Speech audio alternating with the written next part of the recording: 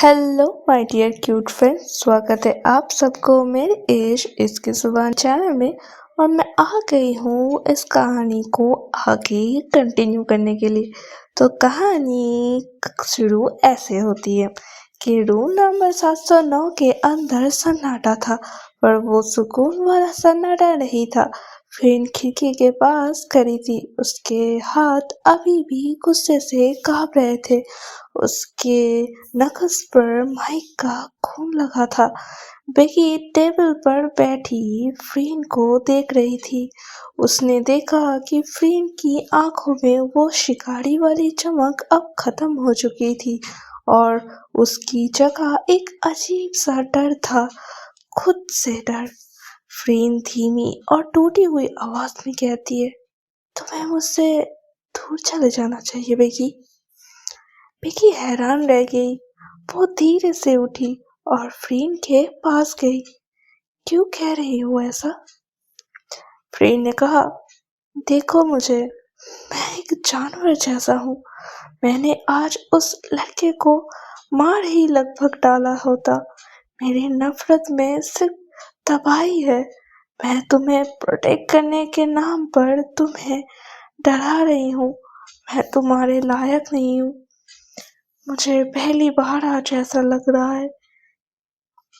फ्रीन ने अपना चेहरा हाथों में छुपा लिया। उसका डोमिनेंस एक पल में ढेर हो गया। वो टॉप जो पूरी यूनिवर्सिटी को डराती थी, अब बेकी के सामने टूट रही थी। बेकी को समझ आ रहा था कि फ्रीन के अंदर अब सब कुछ फीलिंग्स जाग रहा है, डर का, प्यार का और गिल्ट का भी। बेकी ने कहा, फ्रीन मेरी तरफ देखो। बेकी ने फ्रीन को दोनों हाथ पकड़े और उसके सामने खड़े कर दिया। फ्रीन का चेहरा बेकी ने खुद की तरफ रखा। फ्रीन ने पीछे हटने की कोशिश की, पर बेकी ने पकड़ मजबूत रखी। बेकी ने कहा, तुमने जो किया वो गलत था, पर तुमने वो मेरे लिए किया। तुम जानवर नहीं हो, तुम बस मुझे खोने से डरती हो। और ये बात मुझे बहुत पसंद है।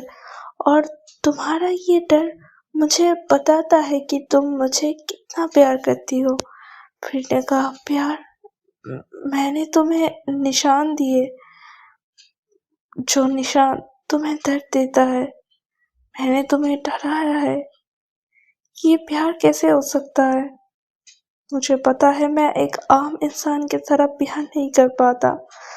पता नहीं मैं कैसे अपने प्यार को इतना गहरा चोट पहुंचाती हूँ। पता नहीं मुझे क्या हो जाता है।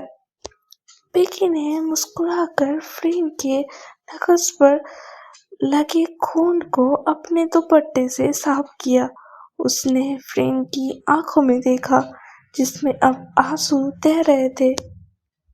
बेकी ने कहा, तो फिर मुझे ये बीमारी मंजूर है। मुझे तुम्हारी डार्कनेस से डर नहीं लगता फ्रीन। मुझे डर लगता है उस खामोशी से जब तुम मुझसे दूर चली जाती हो। बेकी ने आगे बढ़कर फ्रीन को जोर से गले लगा लिया। फ्रीन पहले सख्त खड़ी रही, पर फिर उसका सब्र टूट गया। उसने बेकी को इतनी जोर से खींचा जैसे वो उसकी आखिरी उम्मीद हो। फ्रीन ने अपना सर बेकी के कंधे पर रखा और गहरी सांस ली। Don't leave me Becky. भले ही मैं कितनी भी बुरी बन जाऊं, मुझे छोड़ना मत, नहीं तो मैं मर जाऊंगी तुम्हारे बिना। बेकी ने कहा, कहीं नहीं जा रही हूँ मैं यही हूँ। मैं हमेशा तुम्हारी ही रहूंगी।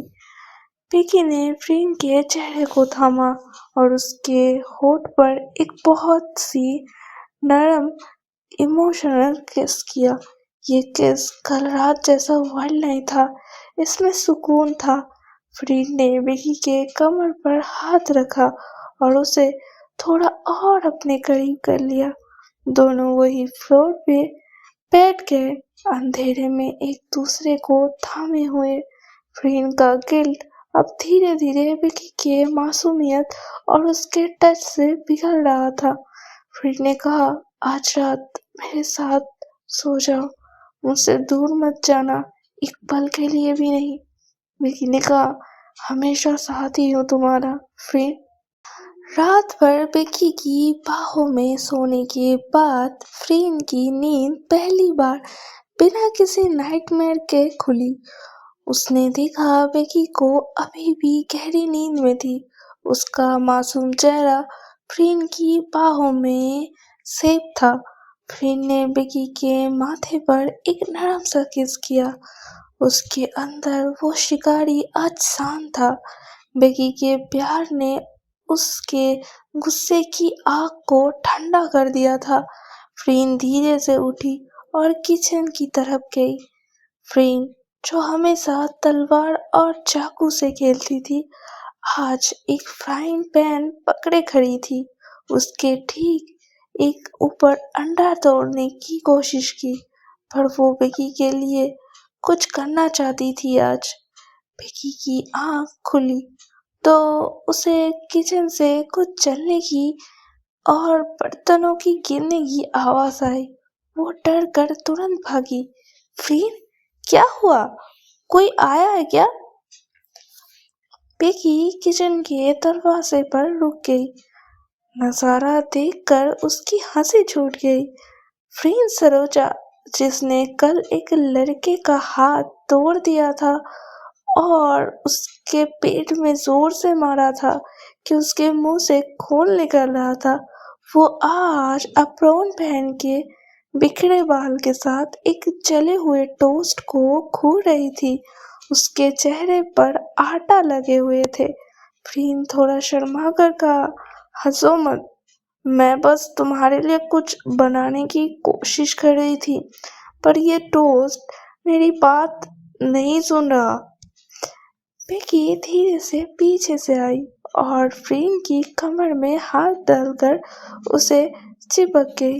बेकी ने कहा, तुम मेरे लिए ब्रेकफास्ट बना रही हो? The great Freen Saroja.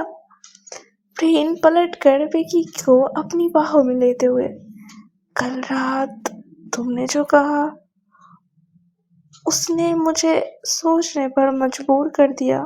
मैं हमेशा एक जानवर बनकर रही हूँ, सबको डराया है, पर तुम्हारे साथ मैं एक इंसान बनना चाहती हूँ बेकी।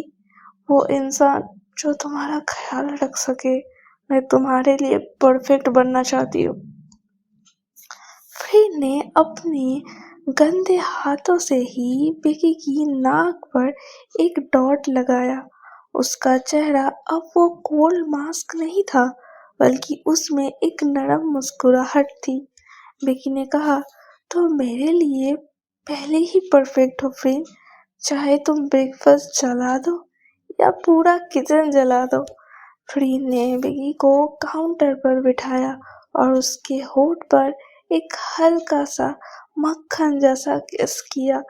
इस किस में कोई डर नहीं था, सिर्फ एक नया एहसास था। फ्रीन ने कहा, मैं बदल रही हूँ बेकी, सिर्फ तुम्हारे लिए, पता है, पर याद रखना, मैं सिर्फ तुम्हारे लिए सॉफ्ट हूँ, बाकी दुनिया के लिए मैं अभी भी वही डेंजर सरोजा हूँ। अगर कोई फिर से तुम्हारे करीब आने की या तुमसे छेड़ने की कोशिश की तो मैं दुनिया जला दूंगी, सिर्फ ये टोस्ट नहीं। बेकी ने कहा, मुझे पता है, और मुझे तुम्हारा ये सीक्रेट पर्सन सबसे ज्यादा पसंद है। फ्रीन ने जला हुआ टोस्ट साइड में रखा और बेकी के लिए कॉफी बनाई। इस बार बिना चिल्लाए, बिना किसी रूल के। रूम नंबर 709 की हवा में आज नफरत नहीं थी, बल्कि नया सॉफ्ट इश्क की महक थी और एक नई शुरुआत कह सकते हो। तो आज की कहानी का ये एपिसोड यही समाप्त होता है। आई गेस आप लोग बहुत ज़्यादा एंजॉय किया है, और अगर आप लोगों को ये एपिसोड बहुत ज़्यादा पसंद आया है तो please do subscribe the channel and wait for the next episode. मिलते हैं बहुत जल्दी। बाय।